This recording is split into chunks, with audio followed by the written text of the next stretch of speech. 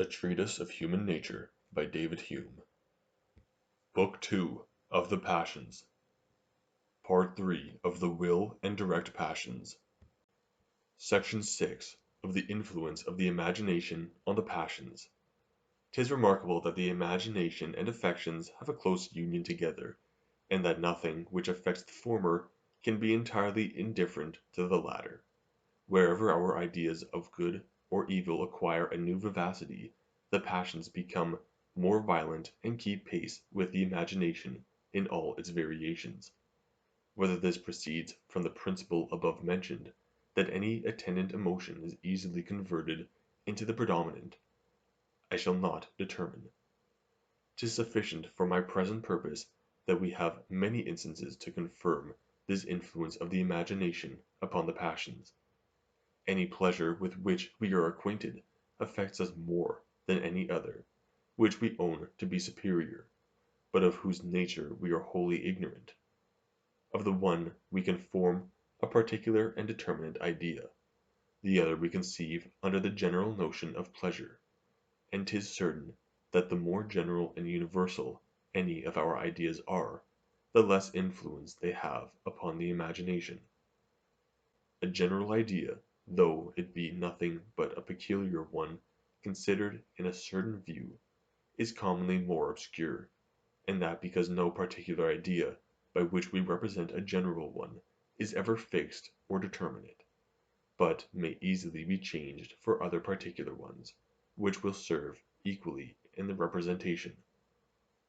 There is a noted passage in the history of Greece which may serve for our present purpose.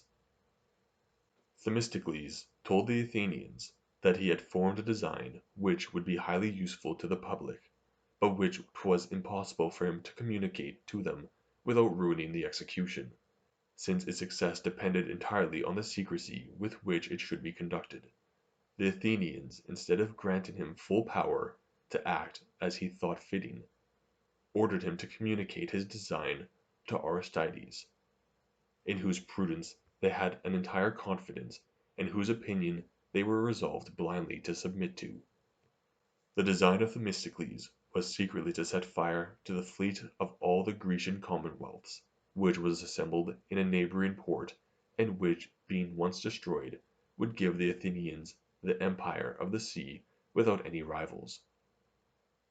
Aristides returned to the assembly, and told them that nothing could be more advantageous than the design of Themistocles, but at the same time that nothing could be more unjust, upon which the people unanimously rejected the project. A late celebrated historian admires this passage of ancient history as one of the most singular that is anywhere to be met with. Here, says he, they are not philosophers to whom 'tis easy in their schools to establish the finest maxims and most sublime rules of morality, who decide that interest ought never to prevail above justice. 'Tis a whole people interested in the proposal which is made to them, who consider it as of importance to the public good, and who notwithstanding reject it unanimously, and without hesitation, merely because it is contrary to justice. For my part I see nothing so extraordinary in this proceeding of the Athenians. The same reasons which render it so easy for philosophers to establish these sublime maxims tend in part to diminish the merit of such a conduct of that people. Philosophers never balance betwixt profit and honesty, because their decisions are general, and neither their passions nor imaginations are interested in the objects. And though in the present case the advantage was immediate to the Athenians, yet as it was known only under the general notion of advantage, without being conceived by any particular idea, it must have had a less considerable influence on their imaginations, and have been a less violent temptation, than if they had been acquainted with all its circumstances. Otherwise 'tis difficult to conceive that a whole people, unjust and violent as men commonly are, should so unanimously have adhered to justice and rejected any considerable advantage. Any satisfaction which we lately enjoyed, and of which the memory is fresh and recent, operates on the will with more violence than another of which the traces are decayed, and almost obliterated. From whence does this proceed, but that the memory in the first case assists the fancy and gives an additional force and vigor to its conceptions? The image of the past pleasure is strong and violent, bestows these qualities on the idea of the future pleasure, which is connected with it by the relation of resemblance. A pleasure which is suitable to the way of life in which we are engaged excites more our desires and appetites than another which is foreign to it. This phenomenon may be explained from the same principle. Nothing is more capable of infusing any passion into the mind than eloquence, by which objects are represented in their strongest and most lively colors.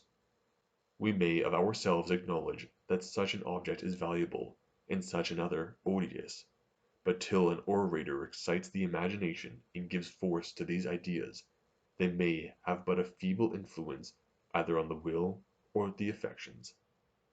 But eloquence is not always necessary.